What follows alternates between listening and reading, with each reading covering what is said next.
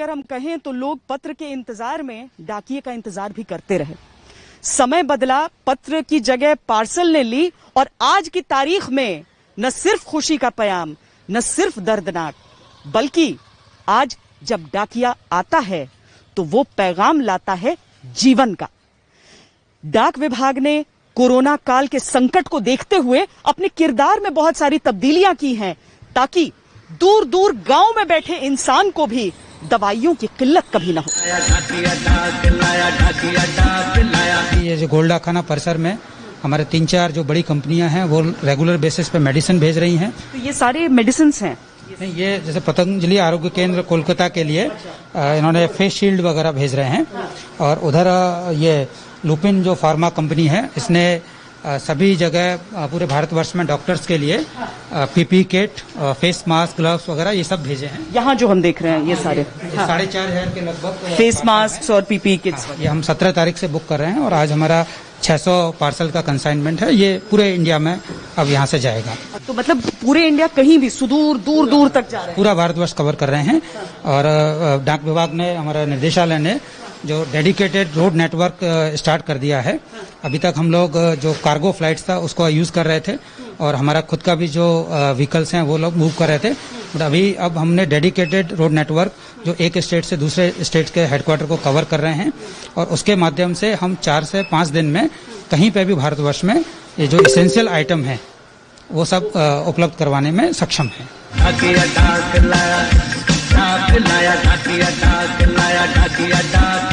कितने साल हो गए आपको?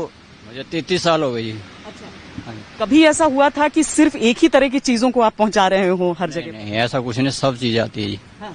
सब चीज आती है, स्पीड पोस्ट, पार्सल सब आता है जी। लेकिन अब आप लोग दवाइयाँ, पीपीई किट्स, चिकित्सा से जुड़ी सारी चीजें भेज रहे हैं। ज्यादातर जो मेडिकल की किट आ रही हैं आरएमएल में, ज्यादातर उनको मान्यता दी जा रही है। बाकी डॉक्टर सारी बढ़ रही है, लेकिन इन पे ज्यादा जोर दिया जा रहा है। यानी कि जो एक तरफ स्वास्थ्य कर्मी वगैरह लड़ाई लड़ रहे हैं, उसमें एक लड़ाई आप लोग भी सड़कों पर ऐसे लड़ रहे हैं। हाँ जी मैडम, ताकि सबके घर पर पहुंचे। बस ग्लव्स नए लग गए हैं, मास्क पहले नहीं लगाते थे। हाँ जी मैडम, ठीक है। हाँ जी, पहले कुछ नहीं ऐसा होता था। आपको भी कितने साल हो गए? मेरे को 37 हो गए मेरा।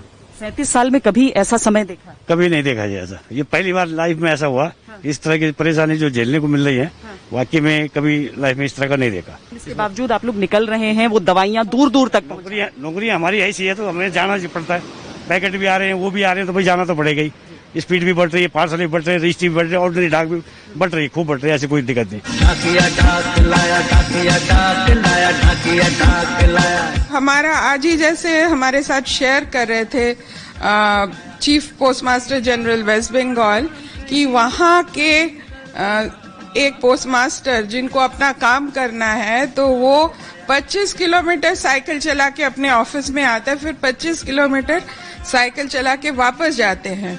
और सिर्फ यही नहीं, ऐसे सभी जगह कर्मचारी को सब जगह ही ऐसी तकलीफों का सामना करना पड़ रहा है, बट फिर भी वो लोग पूरा जुटे हुए हैं और उनके मन में भी बहुत अभी एक ये भावना है कि ये अभी संकट की घड़ी है, तो हमें पूरा अपना जितना भी हो सके उससे शायद 1-2 कदम और आगे जाके हमें अपनी ड्यूटी करनी है।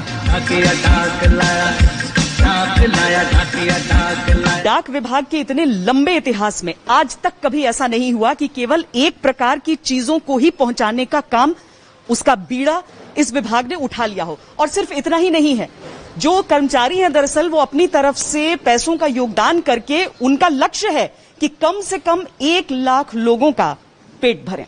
और एक चीज जो हम कर रहे हैं कि एक आधार इनेबल्ड पेमेंट सिस्टम है जिसमें हम लोगों के घर में जाके पैसा देते हैं।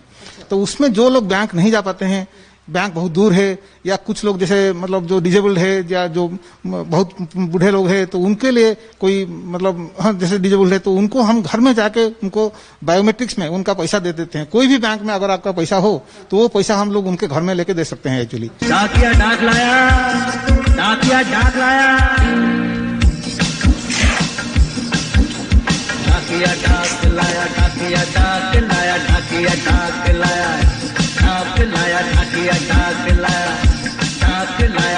खुशी का पैगाम कहीं। कहते हैं जिसे झुकना आता है वो टूटता नहीं है। समय के साथ बदलाव, अगर इस समय की मांग है तो उस मांग को पूरा कर रहा है डाक विभाग।